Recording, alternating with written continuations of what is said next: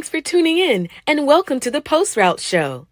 And now, here's your host, W. Earl Kitchings. Good evening and welcome to another edition of the Post Route, that show where we dive deep into conversations with Black quarterbacks, both past and present. I'm your host, W. Earl Kitchings.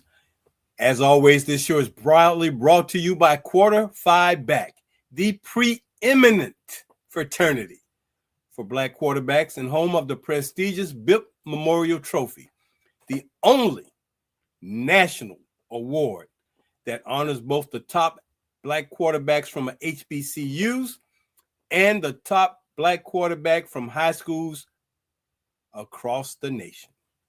We are always happy and thrilled to have you join us each Monday night.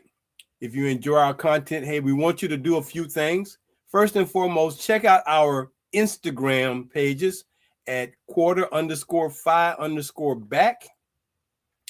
Then you can support us here by hitting the like button, subscribe to the channel, tap the notification bell so you never miss an episode.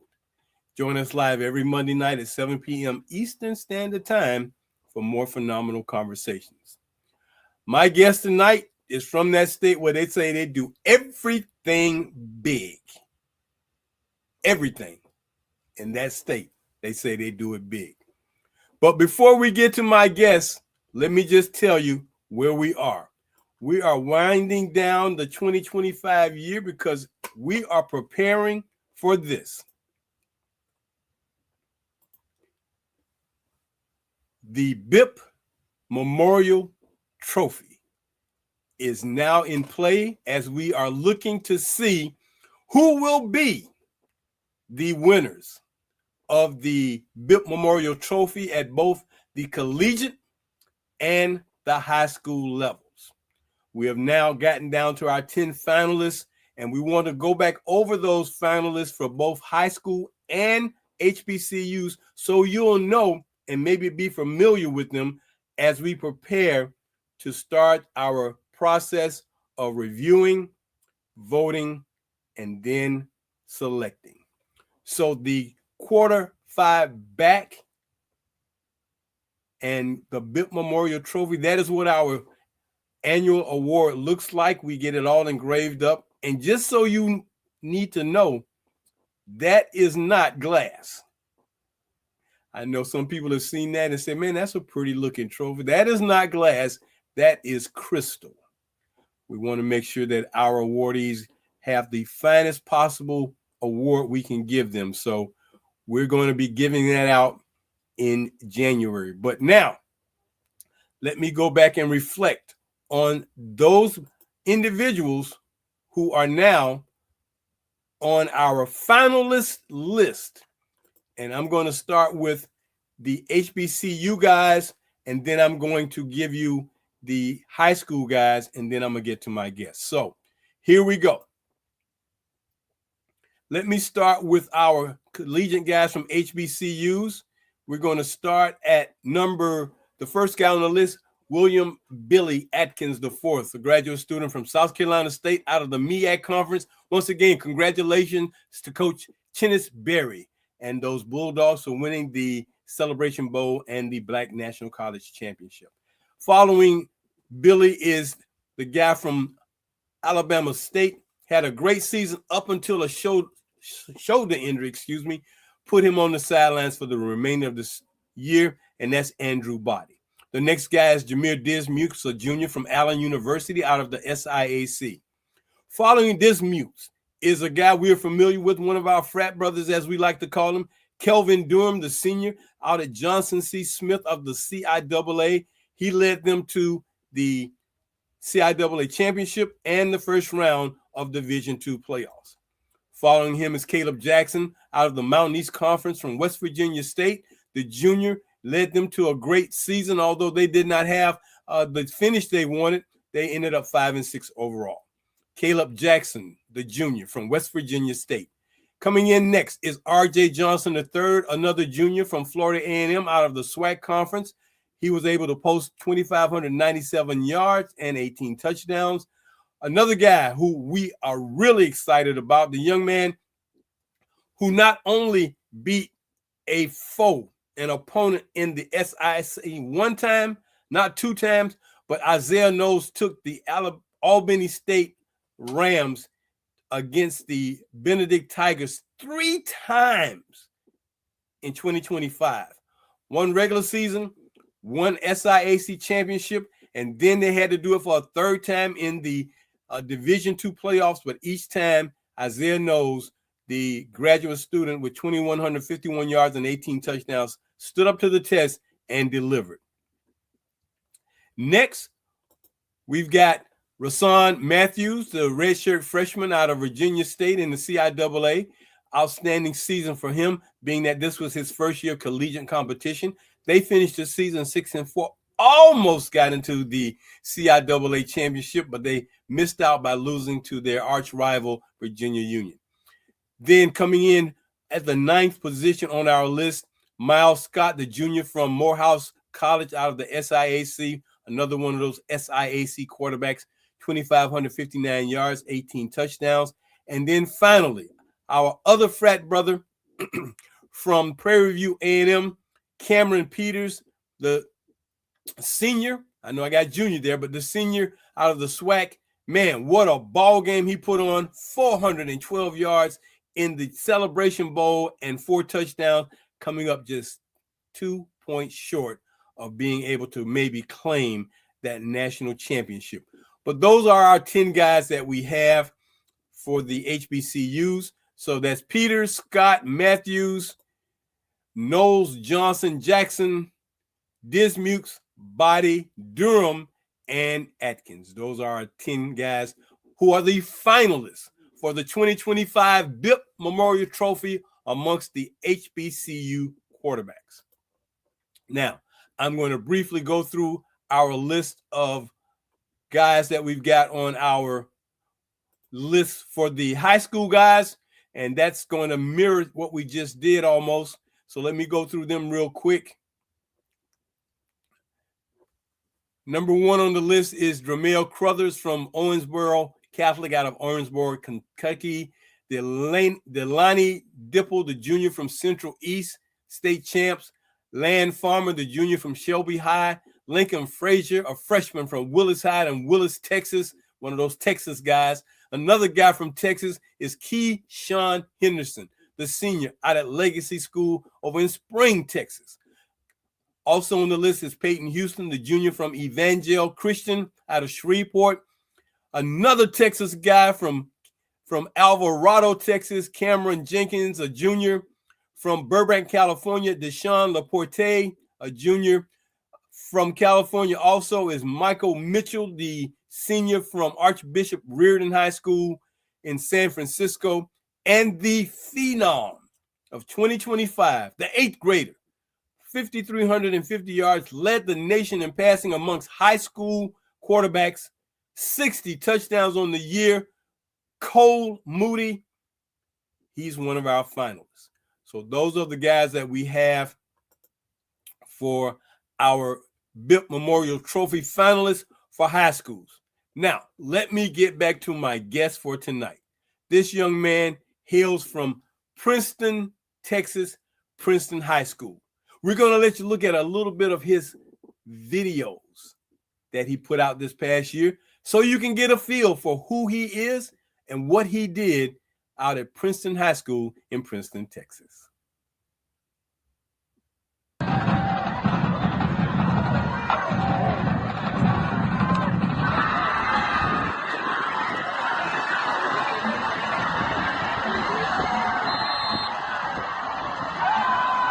Touchdown, Panthers.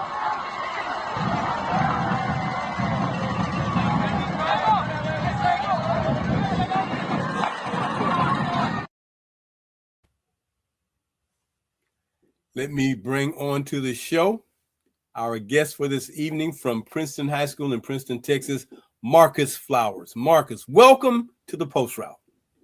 Thank you for having me. Man, you look like you're about 6'5", man. I wish. Well, you ain't no small guy, buddy. Let me tell you that. What, about 6'2"? Yeah, 6'2".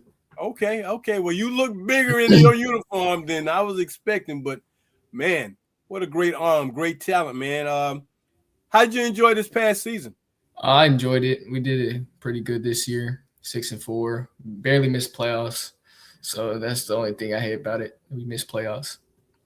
What's the classification for you guys over there, Princeton, out there in Texas? Oh, we're 6A. 6A. Yes, sir. Now, I don't know if you were listening to some of those names I was calling off from Texas. Did you know any of those guys? Had you heard of them? Had you played against any of them? I heard of Keyshawn Henderson. Keyshawn Henderson? Yes, okay. sir. Okay.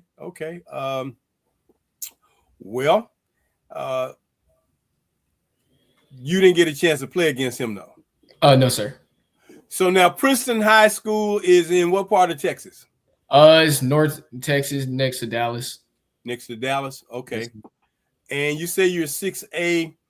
Help me out, man. I was looking at something where y'all got like 6 games y'all play in the playoffs or something, man. I was like, I can't believe how many games y'all play to get to the state championship. Is it that many games? Yes, 6 to get it. Like 6, including the state finals. Wow. Man, y'all almost play 2 seasons. Yeah, it's about 18 games, I think. Is that 18? No, 16. 16 games. Wow. Yeah. Man, that is a long season. I mean, just when you think you can catch a break and exhale, man, it's like, no, we got another game and then we got another game. But I guess that's the way y'all do it out there in Texas. Y'all do everything big. So that's great. Yes, sir. How long you been playing this game of football, Marcus? All right, about when I was like 3, 4. So a long time now. And was quarterback something you always thought of yourself being? No, sir. I was a DB at first. Okay. So I thought I'd be a DB until my 7th grade year, middle school. Okay. All right. And did you have one of those growth spurts and then you went from a little shorty to like, okay, man, I'm about 5'9" now. So I was actually pretty short throughout my middle school year. I was like 5'6". I didn't end up growing until I got to high school. Wow. Okay. That's kind of a crazy thing, man. One day you're short and then the next day, man, it's like over the summer you could be 5'6" and then you come back for fall and you're like 5'10". And everybody go like, what happened? Yeah. Okay. All right. So going from a defensive back and making that transition to quarterback, was that something that was kind of difficult for you or that was pretty easy? I thought it was pretty easy, in my opinion, but depending on the position you switch, it could be difficult. But it was difficult trying to like learn like all the coverages. So that's the only part that I thought was difficult. And was it also difficult being that you have to now manage not only the plays, but a playbook now as opposed to being a defensive back where you just got to know coverages? Yes, sir. That is also difficult because you got to know where every player is on the field, everybody's assignments, even your own assignment. So that's the difficult thing about being a quarterback also. Well, responsibility and leadership, but obviously I think you look pretty good at being that quarterback, man. Thank you. I really do. You have quite an imposing impression watching you play with those guys. So what were some of the most difficult things you had to learn once you made that transition as far as a playbook goes? What were some of the difficulties you had to overcome in learning how to be a quarterback? Honestly, it's mainly like the noise, like okay. Yeah, like the outside noise. So you really gotta like overcome, like don't let anybody get in your head. That's the mental part of being a quarterback. That's the only thing I pretty much struggled with. Oh, okay. Yeah. So when you're making those adjustments, is that something that you have now become so familiar with that you can block it out relatively easy in games now, especially in big games? Yes, sir. Yes, sir. I am because I mean, sophomore year, I wasn't able to do that. Yeah. But over the years, going to my junior year, got a little better. And senior years, that's when it's really that's where he really stood out. So now that you've come to the end of your high school journey, man, how are you feeling about that? Mixture like happy, like joy, and a mix of like not ready. You're not ready? Yeah. Well, that last game of the season, what kind of emotions did you experience that last game, knowing that, hey man, this is it? I mean, I didn't really get in my feelings. Like, I looked at it like as another opportunity. Like, I'm going to college to play football also, so like that wouldn't be the end of my football career. I like have more going on in the future, so I didn't really set anything on that. Okay, well that's a good attitude to have. Where are you considering taking your talents? I'm still undecided right now. I'm still looking at a couple more schools. Okay. Still receiving a couple more offers at the moment. So, are most of those offers in Texas? No, sir. Only one is in Texas right now. What's the school that's farthest away from you? The furthest one is in Beloit. It's in Wisconsin. Oh, Yeah, okay. up in the north. Okay. Yeah, that's a lot different than Texas, man. I mean, because that weather definitely will cause you to make some adjustments. Yeah. Okay. So 7th grade, you've been playing this quarterback position. Who are some of the guys that have maybe been guys you look up to or want to pattern yourself after as you've grown to be this quarterback? Who are some of those guys? Cam Newton, Carolina Panthers quarterback. That's who I thought, and other people thought I really resembled his game, and that's what I try to do. Okay. What is special about Cam? I'm just curious. What is special about Cam to you? Cam has that dog mentality. He knows he can like do whatever he wants on any play. He has the leg. He can run.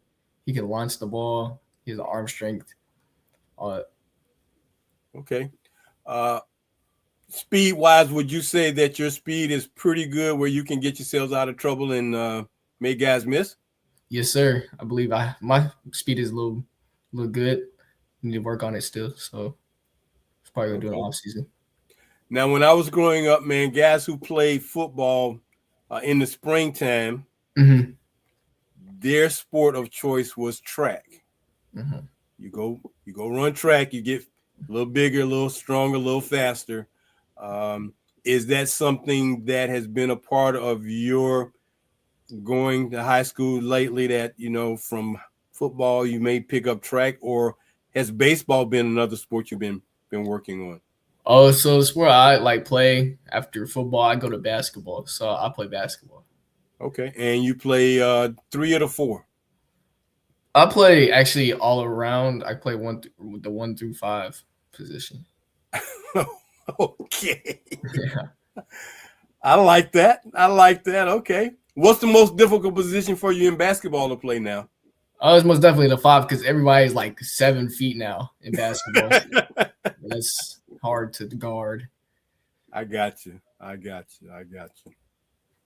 Getting a little bit back to football. So we were talking a little bit earlier about the fact that a lot of football nowadays is in that shotgun formation. Are you more comfortable in the shotgun or under center, or it really doesn't matter to you? You can do it either way. It doesn't really matter to me. The play styles that my coaches like throughout the playbook, we do all over plays. We got under center, shotgun, pistol, anything you name, we have. Okay. Take us through some of your more prolific games that you've had as a quarterback. What have been some of those games, man, that really, really stood out that you really enjoyed playing in? Oh, I think it was most definitely the first district game against Plano East. That's okay. The one I thought I performed the best in, because it was like 28-0 at halftime.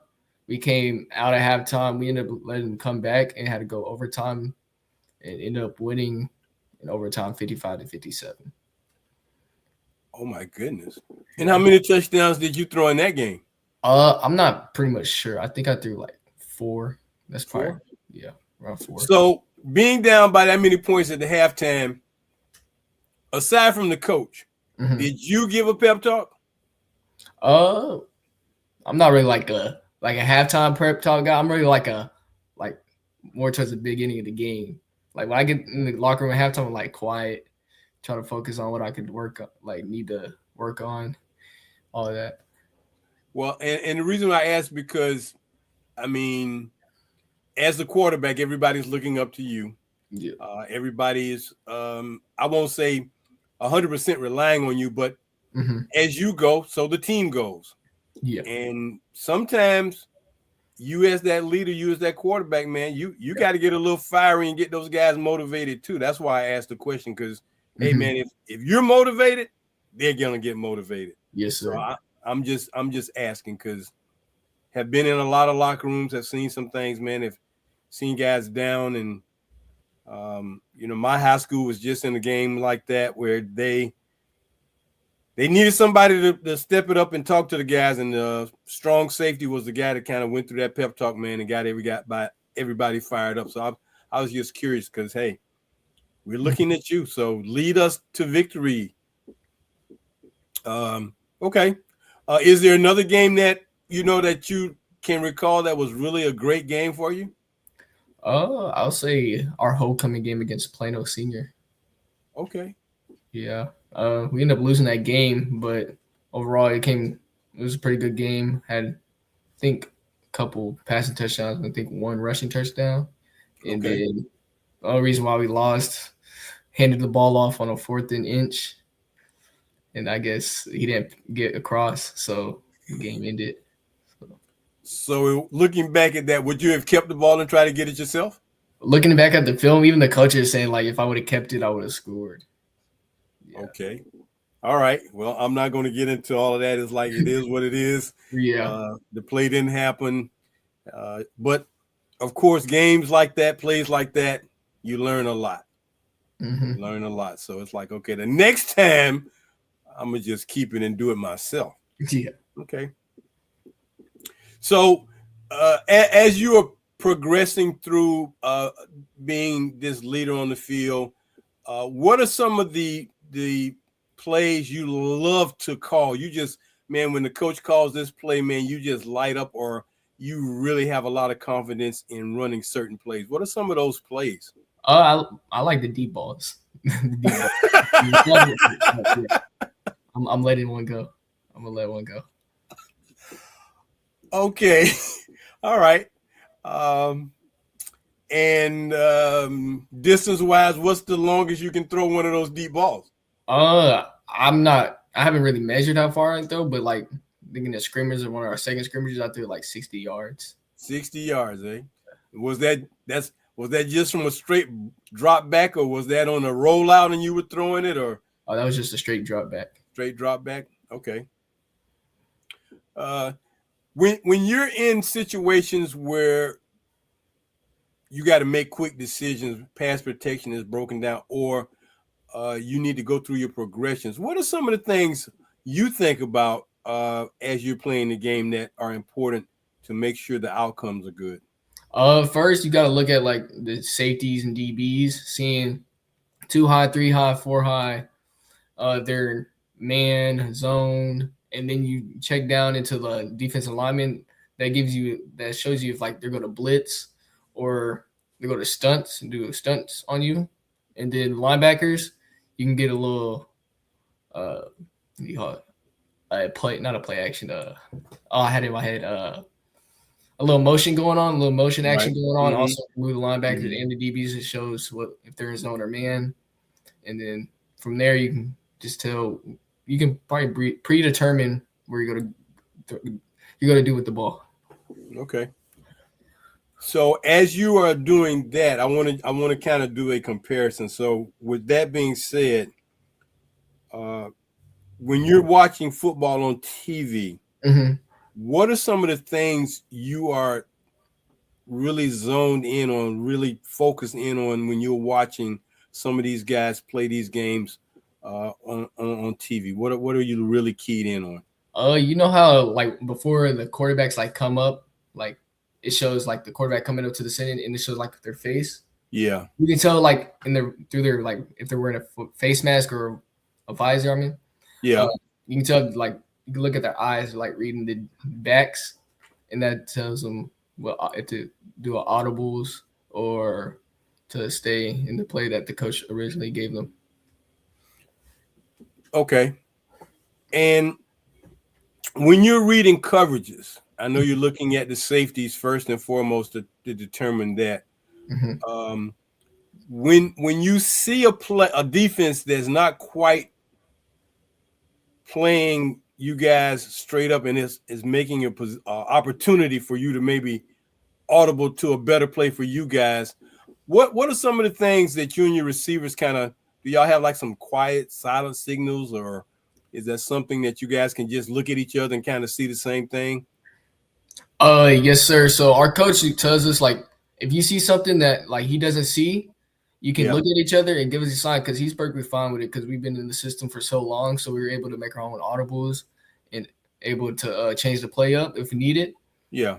So I feel like that really gives it what it needs to do. So in order for us to succeed. How much confidence does something like that give you, Marcus, when your coach gives you a green light or just gives you the opportunity to really call a play that maybe he doesn't see? How much confidence does that give you? That gives me a lot of confidence because it shows that he trusts me to trust my teammates in order for us to succeed and thrive throughout the plays and throughout the games and tough situations. Okay. And when those things don't always work out to you, do you find yourself getting down, or you just like, okay, you just kind of brush it off and we'll get it the next time? I brush it off and go on to the next play because if you stick on the last play, it's going to end up messing with the next play and it's going to start stacking up and it's not going to be good from there. Okay. All right. Now you were talking about the mental aspects of the game. What are some of the things that you do to help your mental aspects for preparing to play football? I listen to the music. I mean, that's what people usually do to calm their mind because that's what helps me. Okay. And then usually during warm-ups, I focus on my mechanics, getting the perfect spiral down, and we go on routes on the air, try to not have any drop passes.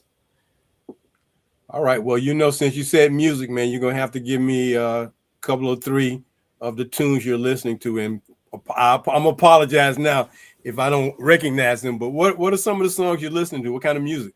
I listen to any type of pretty much listen to anything besides country music. Well, I understand that. But, man, let me tell you. There was a guy that was on America's Got Talent that was a country singer that was from South Carolina. Mm-hmm. And I was loving his music. The song was Me and My Truck. Oh, my God. That song was, slamming, man. It was like, okay. So, I get that. But so this propensity for loving any kind of music, is that something like, that comes from your parents? I mean, or just something you just did on your own? It most likely came from my parents, really, because they listen to music also. So, okay, so who's the biggest lover of music in the house, mom or dad or someone else? I think it's probably me. It's most likely because when I was younger, they would listen to music, but I don't really hear them really listen to music like that anymore. Okay, so. All right. Well, that's interesting because yes, as we all get older, some of that music kind of goes a little quieter, but okay. So as you getting ready to move from high school to college, have you thought much about what that transition is going to be like? So I talked to from last year, I talked to my old teammates that went to college. They said it's a big difference, like with the workouts, on the schoolwork, education, Yeah. Yeah, they said it's like a big jump from high school, so I gotta get prepared for all that. Right, because I think one of the things that happens in high school is that your teachers are a little bit more engaged with you getting your work, whereas in college they're like that, but they're not holding that hand very much, man. They give you, Mr. Flowers, I gave you an assignment, sir. I expect you to do my assignment, and that's kind of dry. You have to actually pay attention in lectures. Hey, you better be, man. Well, look, man, I'm going to take a quick time out, take a break, and we're going to come back and finish chopping it up a little bit and see what else we want to talk about here on the Post Route Show. My guest tonight is the phenomenal quarterback from Princeton High School out in Princeton, Texas. He is a graduating senior. He has done his time at Princeton, so he will be moving on. But as he's getting ready to move on, we're loving to just talk to him about some of the things he's accomplished and some of the things he's looking forward to doing. This is the Post Route. I'm your host, W. Earl Kitchings. And as we've already told you, we are getting ready for what? Yeah, that's right. It is that time of the year. It's the BIP Memorial Trophy time of the year. So please let us hear from you. We're not sure who is going to actually be the actual winner, of course, but man, we've got a great lineup of guys from both the college and the high school ranks. So please stay with us. We expect our announcement of our 2025 BIP Memorial Trophy winner to come in January, as we always do. This is our fourth season of presenting this award, and we are honored to be able to recognize these young men for their extraordinary abilities and accomplishments. So stay with us as we go through the next 30 days and getting ready to make the announcement of the 2025 BIP Memorial Trophy winner. Now, I know we're only a few days away from Christmas, and if you have not gotten your copy of my book, The Forgotten QBs, now would be a fantastic time to get a copy of it. It is full of information, bios, statistics, articles. It is just full of information that you might want to know about as you want to learn more about the legacies of Black quarterbacks. You can get a copy of my book. You can email me at quarter5back@yahoo.com. Send me your email with your order, and we will get that book out to you right away. We accept Zelle at 904-994-2189, or if you prefer Cash App, $Q5back44. Please get a copy of my book, The Forgotten QBs, and learn a little bit more about these phenomenal men who many have done some phenomenal things, trailblazers and pioneers, because some of them were the first and some of them have set the stage for those who are coming behind them. The Forgotten QBs by me, W. Earl Kitchings. I'd appreciate it. We're going to get back to my guest tonight, Mr. Marcus Flowers from Princeton High School in Princeton, Texas. Marcus, welcome back to the show. Thank you. So, as you are preparing for this college transition, man, let me just share this with you. Depending on where you go, the class situation become a little bit more challenging. The environment is good. I mean, you're on your own. You can, take care of yourself, but you got teammates and brothers on that football team, man. So they can walk you through it. But guarantee you, the regimen of playing at that collegiate level is a little bit more challenging. So keep yourself in shape. That's the first and foremost. Yes, sir. So let me just ask you about nutrition-wise.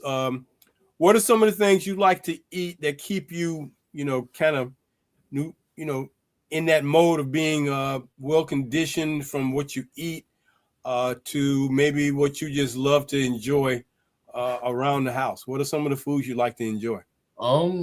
Like pretty much whatever my family cooks, I eat, but okay, they don't have like a set nutrition. So okay, all right. So do you cook?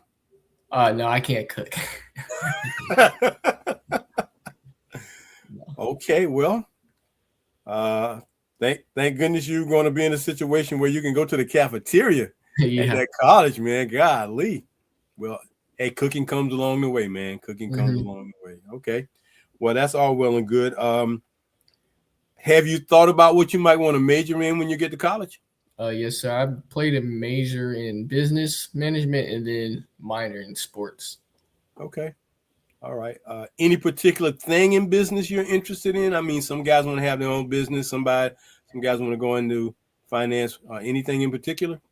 Most likely business, like starting up my own business, part clothing brand, and then maybe get into sports. Now, you were saying you might want to be a sports broadcaster or do something along those lines. So, as I shared with you earlier, you have an excellent opportunity now that you don't have to worry about football practice anymore, but it's basketball practice. Man, you got built-in interviews right there in the locker room for basketball, or you can go back and interview your teammates from football.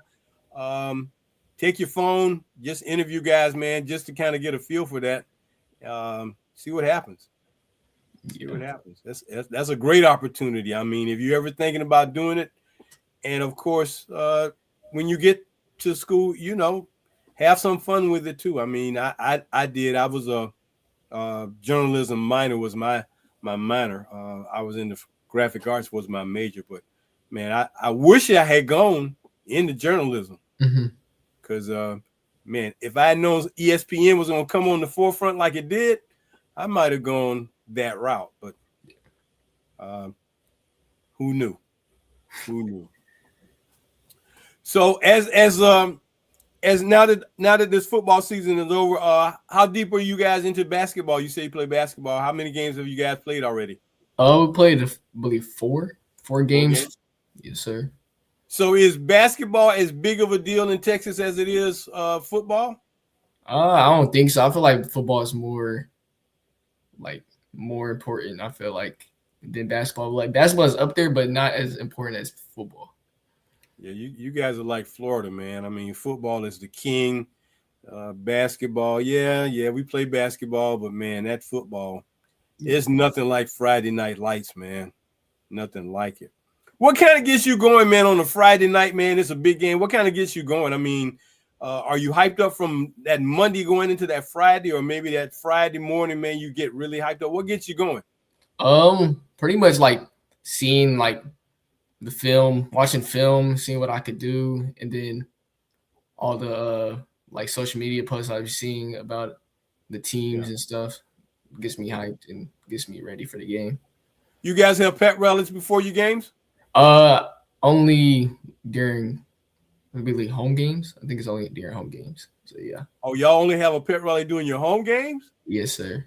Y'all don't have a pep rally when y'all gonna play somebody? Oh man, y'all missing out on a lot of stuff, man. We had a pep rally every game we played. We had a pep rally. Yeah, every game. So it was nothing like shortening the day, man. In that last period of school, man, and that pep rally, everybody's hyped up and jacked up. So okay, that's different. I wasn't expecting that, but that's different. Yeah. Okay, so I always like to open up my interviews to see if my guests may have any questions of me before we get too close to the finish. So I'm always curious to hear what might come back my way. So I'm going to open it up to you to see if you may have a question or two that you might want to ask me. Oh, my question is like, did you play quarterback when you was in school? Man, I'm about 5'8". I know you're like, so that's 5. No, I played defensive back. Okay, DB. And I transitioned. Man, my lifelong dream was always to be a receiver, but that didn't work out. So by the time I got to my junior year, I went from in 9th grade, I was a tight end. In 10th grade, I played offensive guard. And in 11th and 12th grade, I played defensive back. My physical attributes changed from 9th to 11th grade. So, but yeah, I always wanted to be a receiver. But man, the transition from getting hit to hitting. Yeah. I feel like it's easier to get hit than do the hit. I feel like, yeah. Yeah. You know, some guys just got that mentality, man. They just love to hit you. They don't care. They love to hit. Yeah. Yeah, I get that part. And but then again, when you're out there on that corner playing cornerback, man, and they running a sweep, and you're the only one out there got to turn it back in. Yeah. You know what I'm saying, Mark? You're like, why am I out here? But yeah, I did that. So my secondary sports were soccer and tennis. It's not that bad. Soccer. I played soccer in middle school for a year. Did you? Yeah. Okay. A lot of running. Yeah, a whole lot of running. Yeah. But I loved it, man. I loved it when it was a cold, wet day. Mm-hmm. The field was kind of damp. It's easy to tackle guys and slide out there on that wet field, man. I used to love that part. But yeah. Who have been some of your mentors to carry you through the process from maybe 8th grade to now? Who have been some of your mentors that have been really important to you? I felt like my coaches, like Coach Johnson, Coach Maxwell, Okay. Coach Chandler, and then I got Coach Nate. Okay. Those people helped me through my years of high school with my training. Now, you were saying Coach Nate was your quarterback coach? Yes. No, Coach Johnson's my quarterback coach, but Coach Nate is my trainer. Is your trainer. Okay, got you. Did kind of what the two of them taught you, were they kind of on the same page or was a little bit different? I don't think they ever actually talked to each other. No, I don't mean that they talk, but just okay. they were teaching you. Okay. Hey, that's what Coach Johnson said. That's what Coach Nate said. Yeah, that's the same thing. Yeah. Okay, yeah. So I think like Coach Johnson, he's like a old school quarterback coach, and like Coach Nate's like a new generation coach. So like when I'm doing my footwork with Coach Nate, it's when I go back to practice to do with Coach Johnson, he's like, whatever makes you feel comfortable, you should be like, as long as it doesn't mess up what's going on with my throwing, then I should be fine. Like Coach Johnson's pretty chill about it. Okay. All right. Well, so the mechanics part, talk a little bit about your mechanics and the things that you've worked extra hard on to get better at. So I feel like my issue was when I first started was like with my I didn't have like arm strength. Like I didn't have that power that I do now. Yeah. So when I was working out, I had to use like more of my bottom half to throw, twist up more. And since I was smaller, I had to get had to let the ball out faster too. Okay. So when you were going through your throwing motion, how much has that changed from 9th grade to 12th grade? Because I know that motion can be one way when you're young, and then they're teaching you a whole different way by the time you get to be a senior. How much work did you put in on that? So my throwing motion has actually changed. So when I was like younger, I used to throw like over the top a little bit, but now I'm like in between like a sidearm a little bit. Okay. And is the sidearm throwing nowadays, is that a lot more comfortable for you? Yes, because I feel like it's like when I throw a sidearm, it feels like less tension on the shoulder, on the throwing shoulder. Okay, I got you. Okay. And what other particulars in those mechanics? Because in looking at footage and talking to other guys who are quarterback trainers, they talk about lower body, working out on that, working out on repetition, making sure you do it the same way all the time and not try to do too many things that may affect that rhythm. I like what you just said, like when we're talking about lower body, because I feel like that's a good important that's important for your throw motion. Right. When you throw, it's all about the hips, right? So you gotta like get like medicine balls, all these band workouts, and I feel like it improves with the upper half. You know, I was looking at Dak Prescott one time in pregame warm-ups go through his ritual of, that lower body, man, and he was really kind of whipping that thing around. And I was like, I'm sure they do it. I had just never seen it before, but it almost looked like he was dancing in a respect because of the way he was whipping his hips. So I can understand how that part of the body is gotten to be a part of the mechanics that you really need to work on. When you talk about arm strength, what were some of the things you did to increase your arm strength? What really helped me was landmines, where you go like got the bar and this weight, you push up. Okay. That really helps. And then you got like the bands, like on like a little pole. Yep. Throwing, and then in order to like get that full, like, to get like the rotation, you get like a little PVC pipe and it rotates. Okay. Yeah, I've seen those bands, and those seem to really, really help guys out, man, to get loosened up and to be able to stretch that motion. Have your coaches or trainers also emphasized? I know we talk about arm strength, but have they also talked about strength in that wrist motion? Yes. Have you seen CJ Stroud, his warm-ups? I have not seen his warm-ups, but I'm familiar with CJ Stroud. But I believe like he warms up with like a basketball, like he shoots a basketball. Oh, okay. Get that wrist, get that flick. Yeah. So I feel like that's important too. So like when I to do my pre-games, I use a football instead of a basketball. I just shoot it, work on that wrist movement. Okay. Yeah. I can see how that would definitely make a difference, because the arm strength is one thing. I mean, because that motion goes from like this, but I've known quarterbacks, and I'm telling you no lie, Marcus, I'm telling you no lie. They could just flick a ball 30 yards with just the flick of their wrist. Yeah. And it's like that, a snap. And it's like, and I'm not talking about it kind of just looping out. I'm talking about velocity on that ball. And it's just amazing to having witnessed these guys can just snap their wrist like that. And like, how do they do that? As opposed to the full arm motion, man, they snap that thing. It was always amazing. So I know I asked you about, knowing the history of some of these black quarterbacks, man. And I know you're in a state where there have been some phenomenal quarterbacks that have come out of the state and that will continue to come out of state.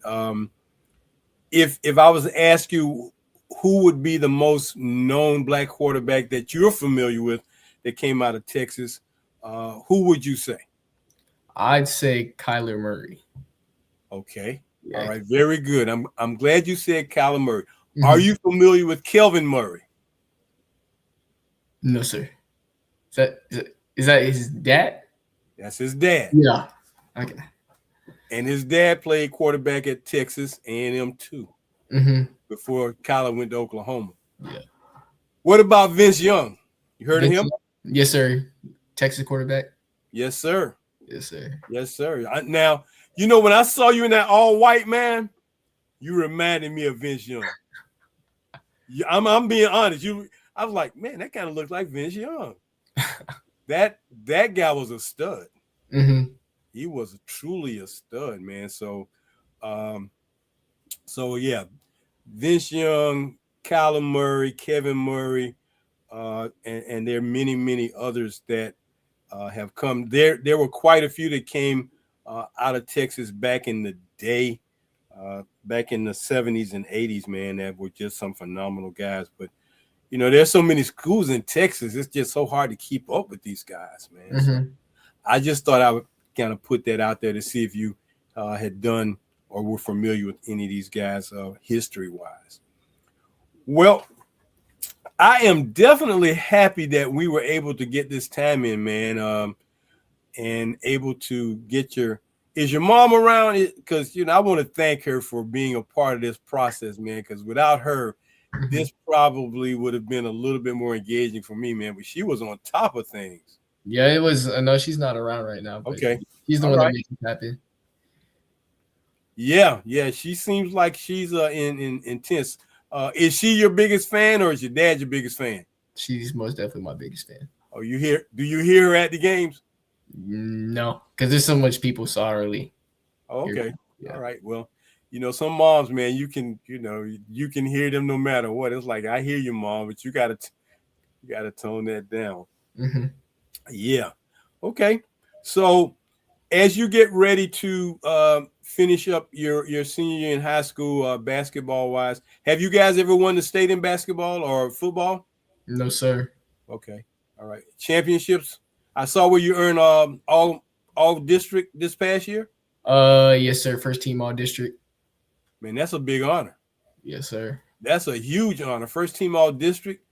I mean, because that says even though your team was not up to the challenge, you were definitely doing some things. How did that make you feel when you heard that news? It made me feel good. I was trying to go for the MVP, but I forgot it was one of my teammates got MVP, I believe. Okay. All right. Was that the first time you had earned that award? No, sir. That's my second time earning the first team all district. I take it you did it last year then. Yes, sir. That was a unanimous year. Oh, wow. Yeah. Okay.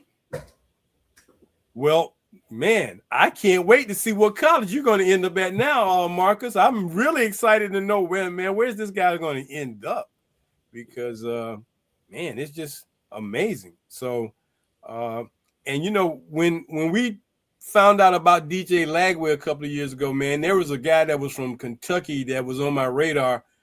And some kind of way, man, I found about DJ Lagway out there in Willis, Texas. I'm like, who is this guy? Mm-hmm. Were you familiar with him when he was playing in high school? Yes, sir. I was. I mean, I watched his recruiting through social media. So, I mean, it was not one award that guy did not win. Mm-hmm. I'm like, man, Mr. Football in Texas, Mr. National this, Mr. National. He won our award. I'm like, man. So, and you know what? Being right, I was about 80 miles away from the University of Florida where I am, and I never got a chance to get down to Gainesville to meet him. That's one of the regrets I have so far. I hope one day we will get a chance to meet. But there's another kid coming out of Willis, Texas that was on our list, Lincoln. I won't not land farming, but his name is Lincoln. That was his first name, but he looks like he's going to be pretty good too. So I'm looking forward to those things happening. Mm-hmm. So as you look forward to finishing up, what will be some of the things you're going to look back on, man, and really feel proud of accomplishment-wise? What are going to be some of the things that you look back on and like, I'm really proud of what I did? I feel like turning the team from a 1-9 team to a 6-4 team. Right. And then having like school records that probably going to stay there for a while, and then creating a bond with everybody that was on the team. So now you didn't tell me about the school records. So you set some school records that, you broke some school records and then you set some school records. Yes, sir. Okay. So which records did you set now? I set the single season passing yards and touchdowns. That was this year? That was last year. That was last year. Man, last year must have been a phenomenal. I'm going to go back and look at your stats, man. Because I'm like, man, how did we miss you last year? Were you on our radar last year? No, sir. You on there this year? Yes, sir. Okay. Well, when, like I told you, when we got so many guys, man, like, do you know how many quarterbacks there in high school there are in Texas? No, but I know it's a lot. Oh, man. But I'm always happy to find these guys out. So, yeah, I'm going to have to go back and check your stats out. But you are definitely on our radar going forward, man, because we're going to be following you as you transition from Princeton High to wherever that college is you're going to go. We're going to keep up with you because we just like to make sure that we, stay up with what our guys are doing because it's so important to us. Now, that with you setting those records, you are now that guy at Princeton High School, right? Yes, sir. Okay, so somebody's looking at, everybody's looking at Marcus Flowers' records and what he did. So, yeah, Guys are gonna be. I don't know when it'll happen, but like they said, somebody's gonna be standing on your shoulders one day. Maybe not next year, but definitely one day. Mhm.